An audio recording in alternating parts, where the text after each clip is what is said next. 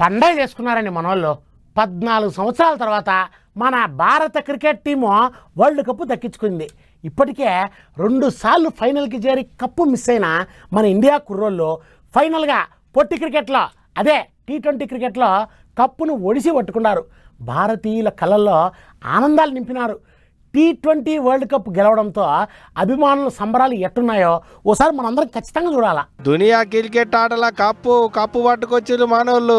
అప్పుడెప్పుడు 14 ఏళ్ల కింద world cup వచ్చింది మనకి. పోయిన పారి పెద్ద క్రికెట్ కప్పు కొట్టాలనుకుంటే వశపడలేదని ఇప్పుడు పట్టిన పట్టు పట్టకుండా ఉడుం పట్టు బయటి కప్పు పట్టుకొచ్చారు మన ఆటగాళ్లు. సఫారీలను సాఫ్ చేసి కప్పును ఖాతాలేసుకున్నారు. అట్ట ఇక మన ఇండియా పోలు కప్పు గెలుచుడుతోని అభిమానుల సంబరం చిన్నగా లేదనుకో రాదు.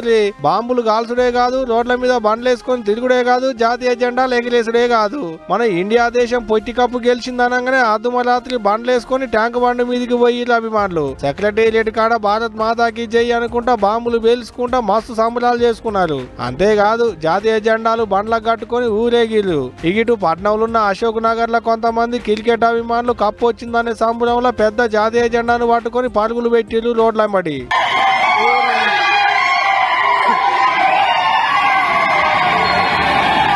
కోకటపల్లి ఏరియాలో పొట్టు బాంబులు వేల్చిర్రు. బుస్సు అనుకుంటా రాకెట్ బాంబులు మొగులు మీదికి పోయి పేలంగానే మినుగులు పురుగులోనే కనపడ్డది ఆకాశం అంతా.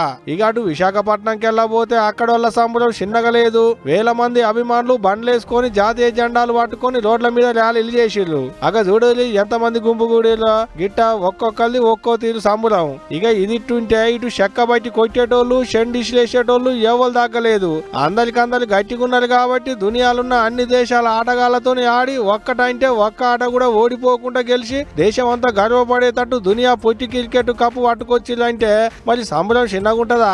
గిట్ట పల్లెలు పట్టణాలు గూడాలు అని తేడా ఏం లేకుండా అంతటా మస్తు సంబరాలు చేసుకున్నారు క్రికెట్ అభిమానులు. ఏదైతే గాని గంత తిప్పలబడి కప్పు కొట్టుకొచ్చిన మన టీమిండియా ఆటగాళ్ళని కూడా తారీఫ్ వేయాల్సిందే పోండ్రి.